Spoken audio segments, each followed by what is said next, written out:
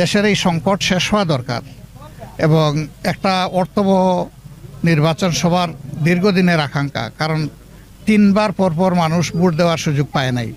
আবার আমাদের অনেক যুবক যারা এবার ভোট দেওয়ার যোগ্য হয়েছে তাদেরও সুযোগ সৃষ্টি করে দেওয়া দরকার। এই জন্য সুষ্ঠু একটা নির্বাচনের জন্য আমরা 4টা কথা বলেছি।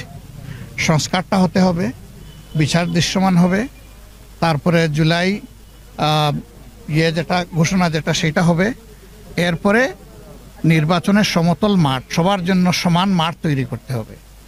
উনি ঘোষণা দিয়েছেন একটা তারিখের, কিন্তু এই সুযোগগুলো সৃষ্টি না করলে একটা অর্থবহ নির্বাচন হবে না, আর জাতি যেন তেন কোনো নির্বাচন চায় না। তো উনি যেহেতু কথা দিয়েছেন, আমরা আশা রাখতে চাই যে উনি এটা বাস্তবায়ন করবেন। আমরা আমাদের দলের পক্ষ থেকে এই লক্ষ্য অর্জনে তিনি কোনো সহযোগিতা চাইলে অবশ্যই আমরা সর্বাত্মক সহযোগিতা করব। সেই সাথে আমরা অপরাপর দল এবং দেশবাসীকে আহ্বান জানাই যে আসুন একটা সুষ্ঠু নির্বাচনের পথে আমরা এগিয়ে যাই এবং আল্লাহ আমাদের দেশের উপর শান্তির ফয়সালা দান করুন। আল্লাহ আমাদের দেশকে একটা সঠিক রাস্তায় উঠার তৌফিক দান করুন। সবাইকে ধন্যবাদ।